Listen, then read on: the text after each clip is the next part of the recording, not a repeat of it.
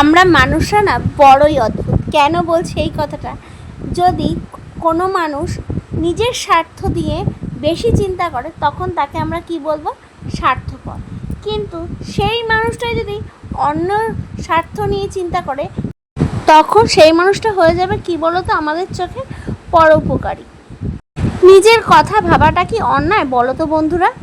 হ্যাঁ, মানছি পরের কথাও চিন্তা করতে হয়, কিন্তু একটা কথা তো আছে, অতিরিক্ত কোনো কিছুই ভালো না। অন্যের কথাই শুধু ভেবে যাব আর নিজের কথা ভাববো না, এটা তো হয় না। তো এই জিনিসটাই বেশ কমপ্লিকেটেড। তো যাই হোক, বেশি কিন্তু জ্ঞান হয়ে গেল, আর বেশি জ্ঞান দেব না। মেয়ের যেহেতু এখন পরীক্ষা চলছে তাই মেয়েকে আনতে স্কুলে গেছিলাম, আর দেখলাম দুই বান্ধবী মিলে হাসতে হাসতে পরীক্ষা হল থেকে বেরিয়েছে।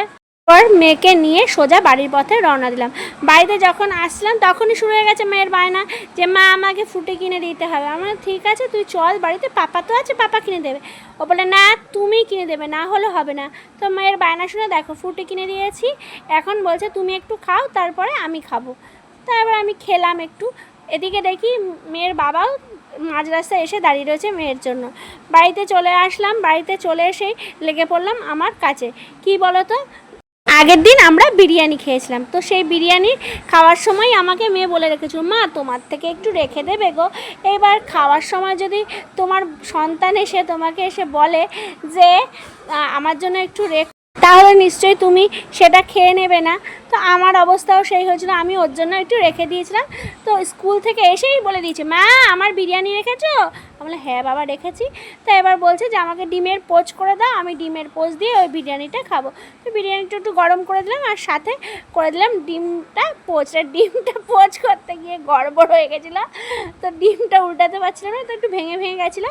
তো সেই অবস্থায় দিলাম খেতে। তারপর ওকে ডাকতে গেলাম, এই তুই তাড়াতাড়ি খেয়ে যা। এরপর খাওয়া দাওয়া হয়ে যাওয়ার পরে মেয়ে এখন শুরু করেছে, এখন পরীক্ষা তো যেহেতু শেষ, এবার মজাসে নাচ শুরু করে দিয়েছে। তো আমি ওর সাথে কিছুক্ষণ টাইম স্পেন্ড করে নিয়েই সামনে যাব, তার আগে দেখি বিছানাটা পুরো তছনছ করে রেখে দিয়েছে মেয়ে। তো সেটাকে গুছিয়ে নিলাম, কারণ ওর বাবা এসেই বলবে কী করে রেখে দিচ্ছে বিছানার অবস্থা। এবার স্নান করে যখনই আসলাম দেখলাম আমাদের জবা ফুল গাছটায় খুব সুন্দর একটা ফুল ফুটেছে। তো ফুলটা তুলে এনে তোমার বজরংবলির জন্য রাখলাম। বজরংবলিকে দেওয়ার পরে আমার তো সকালে ব্রেকফাস্টটা করা হয়নি, তাই ব্রেকফাস্টটা সারলাম কী দিয়ে বলো তো? ম্যাগি করে নিয়েছিলাম নিজের জন্য। আসলে রুটি আর ভাত ডেলি খেতে ইচ্ছা করছিল না।